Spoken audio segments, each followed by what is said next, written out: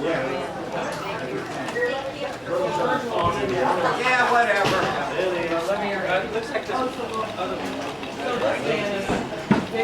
Dad, did you get the steps? Yeah, M14.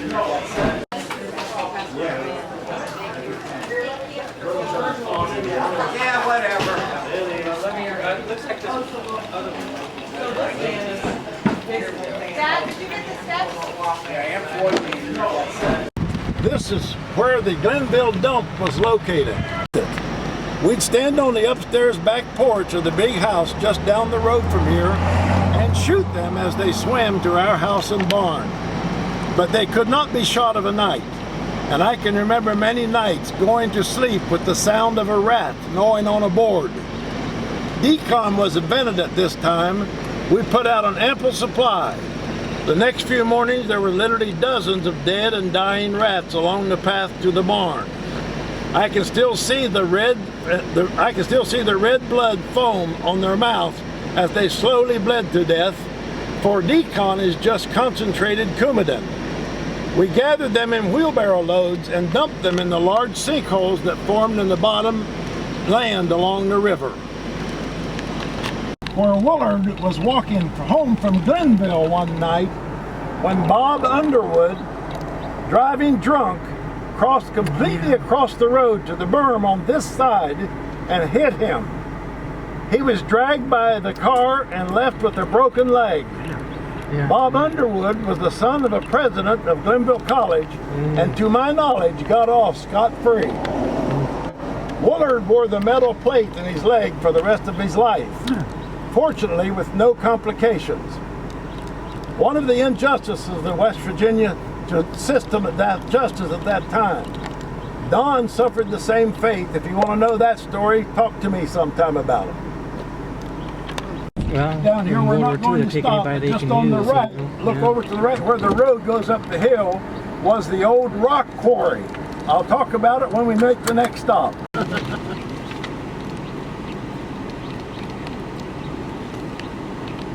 Okay, this was an active rock quarry when we lived here. This where we're sitting is where the house was located. The big house that we lived in when we moved from Tanner was located just about where this parking lot there is. And the blasting rocks from the road building occurred often, and the marks of drilled holes for dynamite still show. On blast days, state road people would warn us to get inside the house. Fragments of rocks would occasionally land in our yard and garden, and I can remember one broken window. Can you imagine the lawsuit if that practice were repeated today? Between the rock blasting and the mad dog scares, we spent considerable time inside the house. Now I gotta go back. Okay.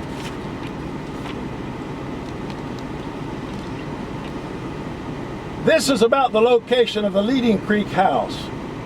Lucille and Jennings lived just in the house just across the river. But I can't remember who lived there before them.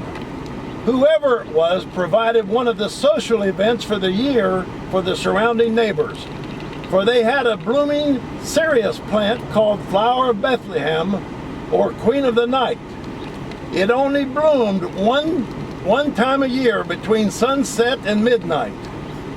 Over a 1 to 3 hour period, the petals would unfold, releasing their rich perfume. After giving off their hypnotic scent, the flower wilts just a few hours later. There is a saying that if you take your eyes off the Queen of the Night, she will slip away with the moon. This event was a time for country folks like us to gather in the evening, row our wooden boats across the Little Kanawha River, play some Appalachian ring games, have a taffy pull, and some good singing. May not sound too exciting to modern folk, but it was thrilling to us. You want to give them a heads up where we're going next? I think that's maybe all we have here. Let me look. All right. Well, you can tell them where we're going to go. Let them. Does that make sense? Oh no, I have another one. Oh, good. Right here. Last one. No, I got two more. This is the most right Oh, here. good. Yeah. That's great. Across the river from this place was the Barton house. They had a beautiful sand-covered croquet court. Sunday afternoons would find 15 or 20 neighbors playing croquet and visiting. It was there one afternoon I slipped away to their house and found a bowl of honey in the kitchen table. I was probably 8 or 9 at the time, and it was my first taste of honey. I paid dearly for that taste, with fear and guilt. The song we sang in the church just below the barn right here was there's an all-seeing eye watching you. I was sure I would be struck dead for my transgressions. At Troy Barton's funeral 50 years later, I confessed my sin to Troy's brother, Creed, who got a big laugh out of it. Our pasture land and cornfield was on the hill just to the right above the woods. There are houses there now, but in earlier days it was an Indian campsite located just above the confluence of the Leading Creek and the Little Kanawha River. Many Indian tribes occupied Montgomery County in the days before the settlers came. Legend has it that there was a major Indian battle at DeKalb Camp just down the road from here.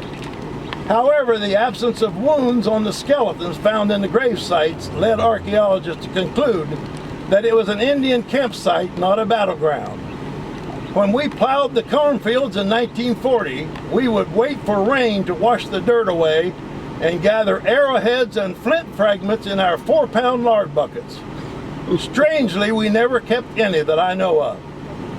I remember some graves on the hill pasture field. They were probably where dead cows were buried, but as a child I never had the nerve to dig into one.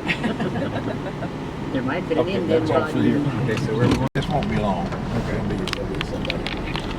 Yeah, 'cause they can get over right there. Okay. Okay, if you notice, these curves are pretty sharp. Hayward Ellison, your grandpa's drinking buddy in earlier days, that's my dad, by the way, couldn't always negotiate these turns. We would find his truck in the ditch against the bank with him passed out. We'd take him home, and the next day he'd bring his horses down and pull his car out and live on.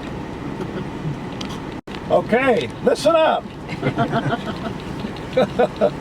This is about where the paved road ended when we lived up here. Truck chains were needed from here on, and I can still hear the slap of the broken crosslink against the fender well as we plowed through the deep red clay. The road was barely wide enough for 2 sets of ruts. There was a sign put up here by my jokester cousin that read, "Choose your rut carefully, you'll be in it for the next 2 miles." For those of you who have heard of me at bluegrass shows talk of how deep the mud was, bear with me. But my brother Don said he was driving home one evening and saw a hat in the road. When he got out to pick it up, there was a man under it. When he asked the man if he wanted to ride, he said, "Oh no, I'm on a horse." Yeah.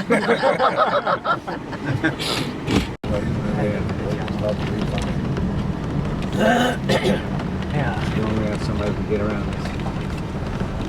I'll move right here. And that's the little cat. There's the cat. The cat saying, "What's all this?" All right, on your right was the Walter Ellison place. He was no relation to the aforementioned drinking Hayward Ellison. They were a great family of 9 or 10 children. Most of us boys from Ford on down were good friends with one of the brothers of Ellison's. Willard Ellison and I, as teenagers, would pick a bright moonlit night in early spring when the red horses were running the ripples of Sinking Creek. They were white suckerfish that rolled back and forth in the shallow waters of the ripples, exposing their white belly to the bright moonlight. We carried a coffee sack and waded the creek, gigging them by the dozens. Willard Ellison remembered this experience in an email to me last year. To your right was Aunt Jenny Goff's place, where I saw my first TV.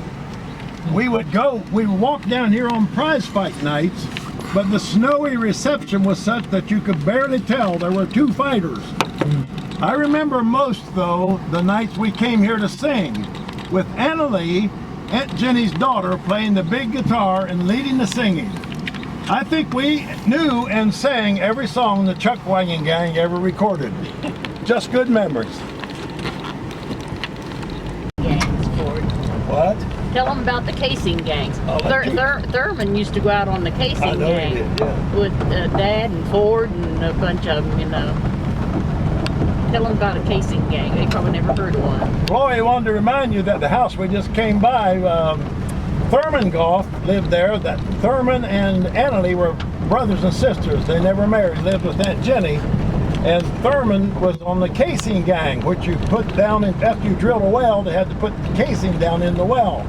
And Ford and your dad, My dad. Ford and Floyd's dad, Harlan, was part of that casing gang.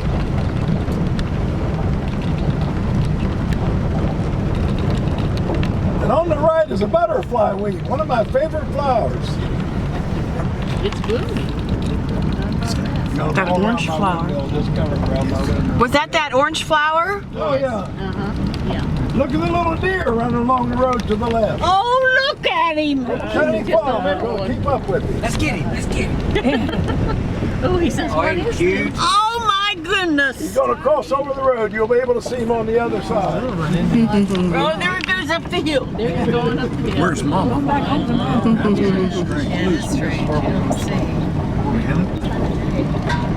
Yeah.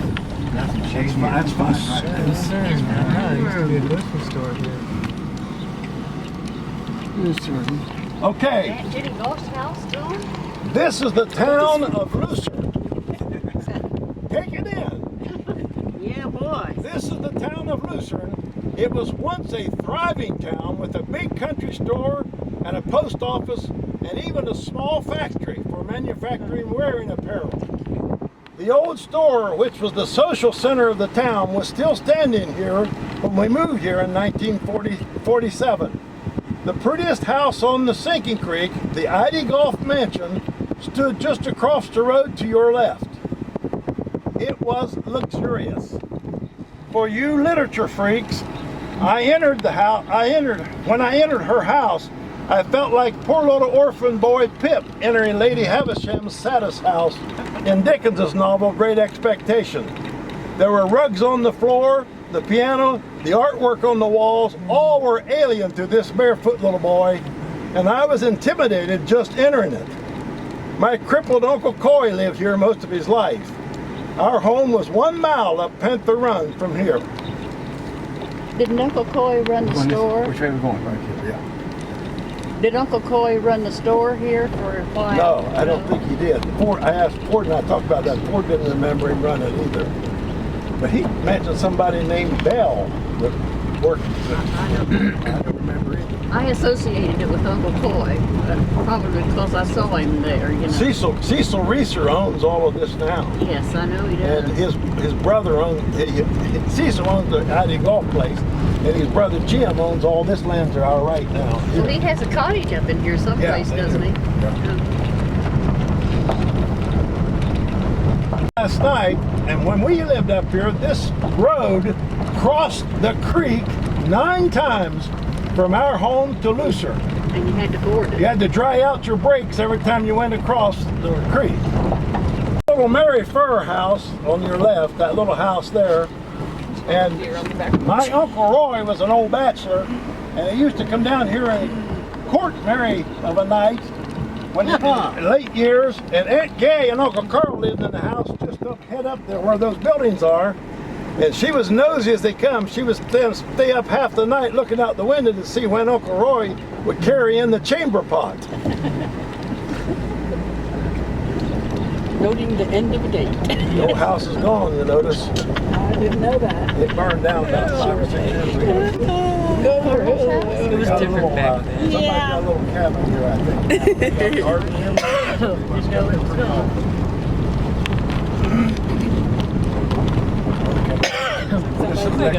I've had some dates I think I could end like that. I think it might be a good thing. Let's have a new dating rule. When the chamber pot Where the comes little in, cabin get home. stands was the location of Aunt Gay and Uncle Carl's home. They had 10 or 11 kids too, and I'm just going to read it.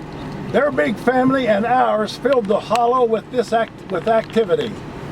There's an old Appalachian saying, never move so far away that you can't see the smoke from your parents' chimney. All of us ignored that. The Heckards moving to Youngstown area and all of us to Elyria area, leaving this hollow eerily silent. I like that rule Do you too. know of any of Uncle I think Carl's I'll just children move are back still 100 living? years. All right. Institute their Are any of rules. Uncle Carl's children still living? I didn't hear you. Uncle Carl and Aunt Gay's children.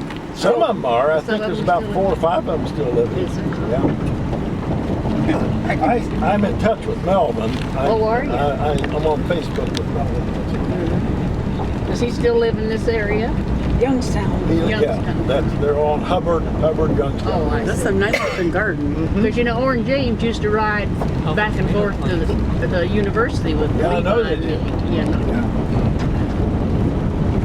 And I was thinking of that, the oldest girl. Her husband used to do. Sorry. No, you're good. Molasses Boy. Oh, is that right? And I couldn't think Uncle of her. Carl's oldest. Yeah, what was her name? Do you remember?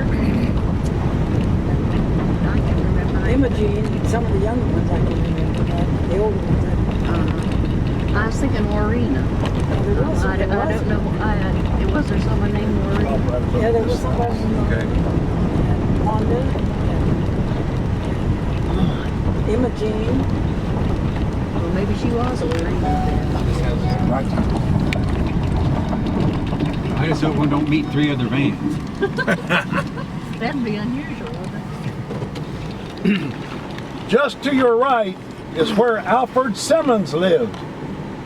He was an old miser who lived alone in a dilapidated shack, and we were terrified of him. I have written 2 poems and a short story about him, so you can guess how he affected my life as a child. The short story is on the table at home at the Recreation Center. If you'd like to read it, you'll find all about Alfred Simmons. That's all I have to say about him. I'm too afraid to talk about him.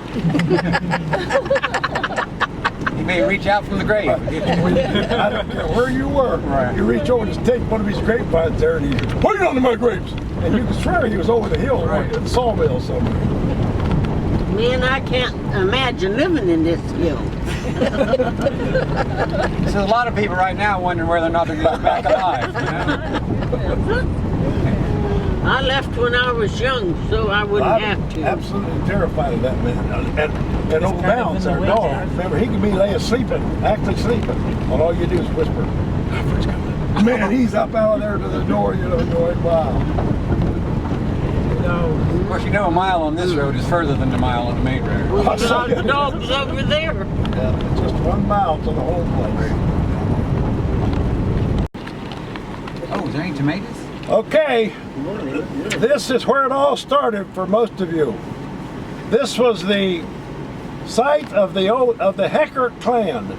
My grandfather and grandmother and their 12 children, my aunts and uncles, I vaguely remember being taken here as a child and sleeping in a feather bed. We slept on straw ticks at home, so it was a special treat for me. Grandpa was gone by this time, but I remember Grandma and the huge house and garden. This land became part of our farm, and my bachelor Uncle Roy, a veteran of World War I, built his little house on the site of the original house and died there. You can see the stones of that house if you look up to the right, the little Roy's little house.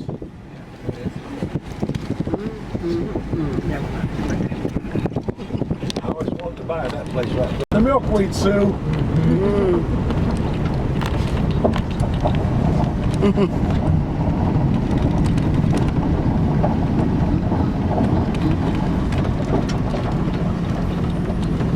Don't know how good it was to see that sight you're looking at ahead of you when you travel 5 or 6 hours on the road, windy road before Interstate 77.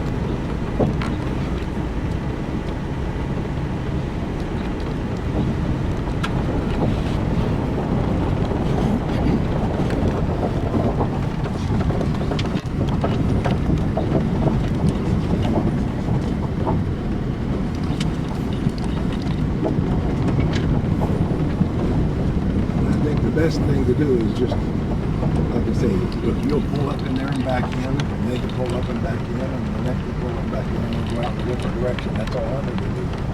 You just want to let them right here. You do that, let them turn either way. Yeah, we'll pull up and then But this is where we end, right? okay. This is where we end. Well, let's stop here. Any way you can find the turn in here, he won't care. He won't Okay, care well, if we don't use around or anything. He won't. So what do you want to do here? Just I'm gonna. okay. I gotta make sure they got it. For all you younger ones, this is where the official tour ends. Ford, Louise, Loretta, and I can relate what we remember about growing up from here. I have asked Mr. Jeffries if we can walk around the place, and he said we could. So at this point, those that want to and are able can get out, and we're gonna walk around the place. This is where your parents and grandparents tilled the soil and eked out a living with nothing but a strong family bond to hold together. We worked together, played together, sang together, and cried together. That's why 70 years later, the three of us left from Elyria meet once a month for lunch, just to remember. So this ends my role as a formal tour guide. All right, right here is about where I remember we had a pet fox. We tamed a pet fox, and we had him tied right there with about a 20-foot chain, and he would run the circle till he wore a path out around there. And he was so smart, he would go to the center and lay right on that peg and wait for one of those big Rhode Island red chickens to come inside that circle. And after he'd go, he'd grab it by the foot, and you could hear the awfulest racket you ever heard, but he was never big enough to kill one. He would drag him all over the place until he'd finally let go. And the chicken would go off clucking, he'd go back and lay down on it, waiting for the next one to come. Louise, you got anything? Well, Here you are. Get it right up to the face. It works really well. yeah, you have to hold that up to your mouth. I know, I realized that, too late. You point the bullhorn out there. You point that out toward the people. When this thing started being planned, Virgil said that Ford and I had to say something when we get up to this house. Well, you know Virgil has the best memory of anybody, except Loretta maybe. And so I'm very bad at remembering, so I had to write something down so that I would have something to share. As near as I can figure out, I was about 14 or 15 when we came here, and I was just beginning high school. Where we lived before we moved here, that we saw down the road a while ago, I had a very special girlfriend named Rosalie Van Horn. I'm going to have you step forward just one little bit because it's feeding right back into the microphone. Okay, there you go. So Van Horns picked me up every week and would take me to church with them. And that was the only experience I had with churches. So it was at the Cedar Creek Baptist Church, I think that was the name of it, that I accepted Christ as my Savior and was baptized out in the river sometime later. And my life was never the same after I made that decision. I remember many happy things here, and as we pulled in today, I remember that hill. And Ford had showed a picture last night of us sledding. Well, that's where we would get up there on the hill and we'd slide all the way down to here. And then we'd go back and do it again. And we didn't have good heavy clothes or heavy boots. And we'd freeze our feet and we'd go in and we'd get warmed up again. And then crazy, we'd go back up there and do it all over again. And we just have a lot of memories of sliding down that hill on the I don't know whether we had sleds or what we had. Those were bobsleds. Bobsleds? Wooden Okay. bobsleds. Okay. How's Bob feeling out there? But coming from a big family like we have, there was always somebody that was ready to play with you or share things with you, so that's been a blessing of having a big family like we've had. I was born after 3 boys and before 2 more boys. So I didn't do an awful lot of outside work like Wilma and Juanita and all some of the others did. I was in the house most of the time. I was cooking or baking or cleaning or whatever had to be done. And my mom loved to be outside, so the more she could get me to do, the more she got to be outside and play in the dirt. So I did a lot of the inside work in my younger years. I remember one little story about those times when the boys, we always wore aprons. You know those things that you wear to protect your clothes? You people know that, what they are?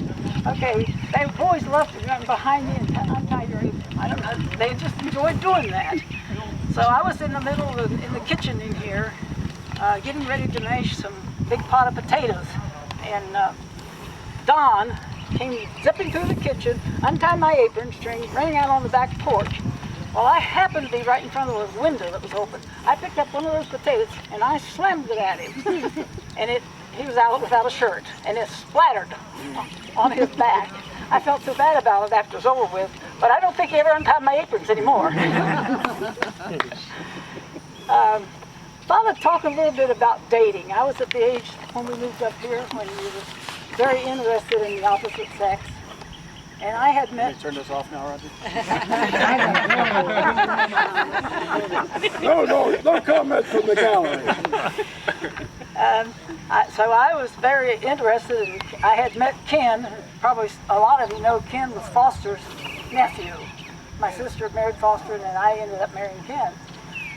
So we live way up here in this hollow, as you can visualize now after you've been here. And we didn't have the dating back then. You didn't have Billy Joe concerts to go to. Didn't have Or Tinder. a visit to the zoo, or going out to eat at a nice restaurant. Those weren't the things you did when you're dating back here. And by this time, Ken and I were doing what we call going steady. I don't know what you guys call it today, but that's what we called back then, was going steady. So we didn't have all these fancy things to do, but every Saturday evening, I was very excited as I would hear that Model A Ford coming up that road, clankety clank, and I know who was driving it, and he was coming to spend the evening with me. And that would be a very, only once a week. Now you guys, see each other very often. Once a week, we would get to see each other. And so we would sit here on the porch, we'd swing on that swing, and we would talk and dream and about the future that we'd have together, what we were going to do when we got married. So that's basically my dating experience up here. But about that time, there was a song that became very favorite, very special, and very favorite of mine. And it says, "You were there in my arms, alone in the moonlight. The breeze played the waltz of the wind. It was there that I knew I would love you forever. And we waltzed to the waltz of the wind. The stars up above you looked down in your eyes and told me the night would never end. And now I'm dreaming of you till we meet tomorrow." That's what the song said. "But we'll dance until we meet next Saturday, and we'll dance to the waltz of the wind." And so Lord allowed us to get married, have 4 wonderful children, 13 grandchildren, and 24 great-grandchildren. And he has given me a wonderful life, from a little hillbilly girl living in this house to multitudes of their wonderful experiences around the world. And he's been gracious to me and loved me and taken care of me. Now that Kent's gone, he's still taking care of me.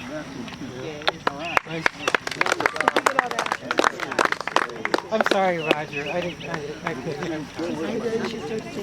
really like your name. I'll have to say that tomorrow. You want him to hold the paper? Okay, let's walk ahead around the house. We're going to go ahead around the house. Quick trip. Want this? You want me to go with you?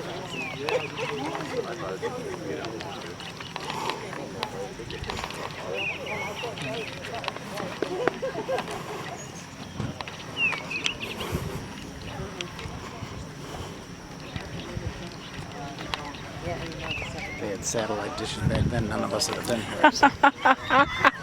here. Especially you. I would have made it. Well, there wouldn't have been 13 kids. Oh, that's what you mean. Okay.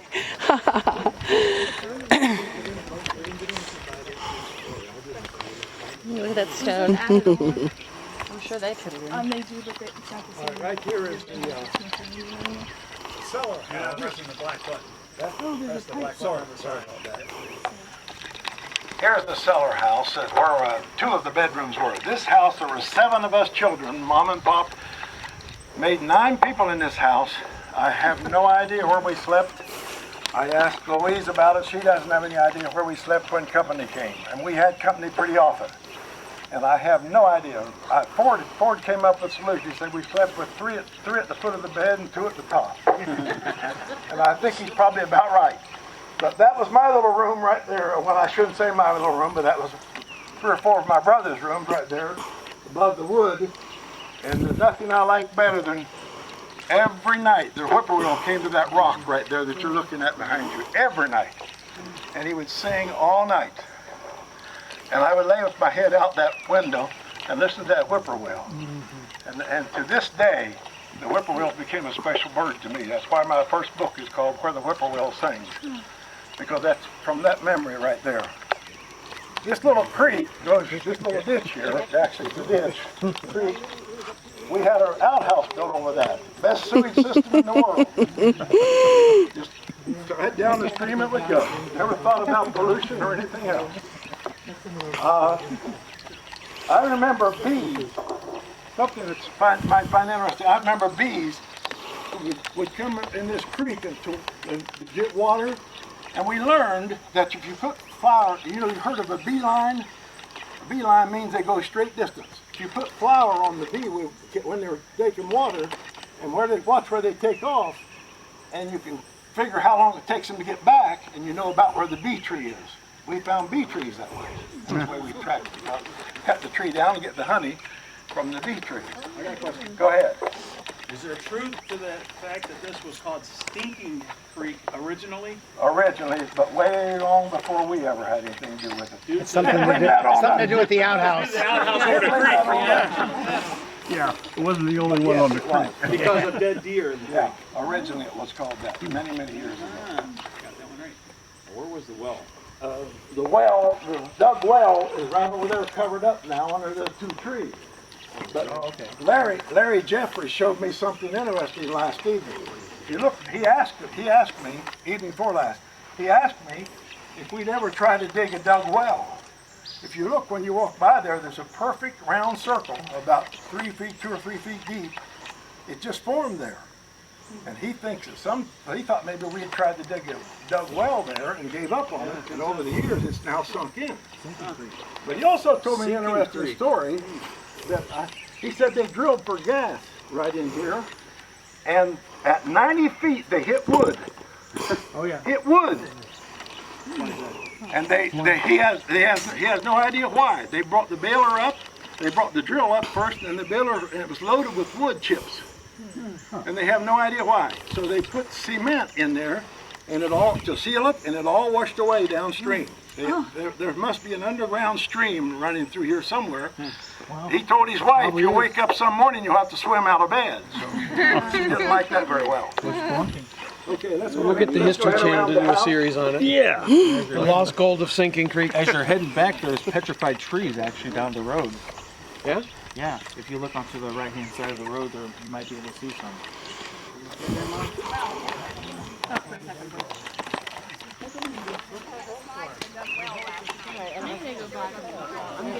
Hey, Brooke, there was nothing there. Don't let her kid you. Wait, stop for a second, Sonia. Okay. I'm bracing myself. At least you didn't go for my head or anything.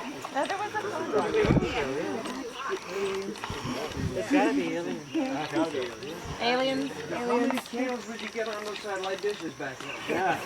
This is where the satellite, would none of us would be here. This is where the dug well was, and I don't know if I'm sure you've read somewhere where we had a pet crow every year, and we had to punch holes in the bottom of the well bucket because as soon as you draw up to take a drink, he'd be in there taking a bath. So you had to punch holes so it drained out real quick before he could go in the water.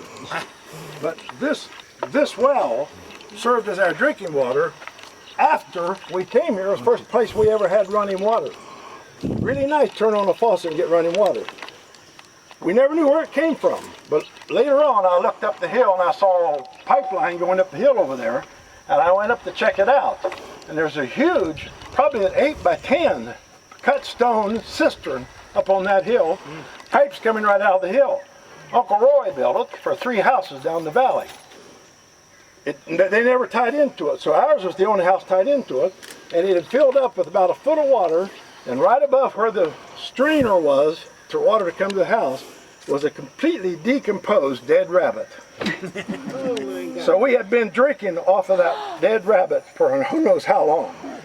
And now I tell you, that put a stop to that right now. We came and drank from this well until we got that cleaned out and put a roof over it so no more rabbits could get in. It was beautiful, beautiful water, just clear and cold, but not with that. Over here in front of you, if you can imagine, in front of you was our croquet court. Now I'm talking right here, folks. Look how big that was. That's the garden ended right there where Kenny is staying. Move that speaker down. Right where Kenny's staying is where the garden ended. So that's how big the croquet court was, right there. Look at that. Took it serious. Baby, right here. Right there. Yeah. And we spent many, many hours playing croquet in this little section right here. That's pretty cool. The buildings are mostly gone now. There was a sheep shed was up on the building, up on the hill there. That's what was a sheep shed. There was a hog pen to the right of the barn, a hen house to the right of the barn, the outdoor toilet was to the right of the barn. Then there was a shed over to the left of that little shed over there, and then the greenery was down here where this new building is. So most of them are gone now but the barn, and it's still standing. That's about it.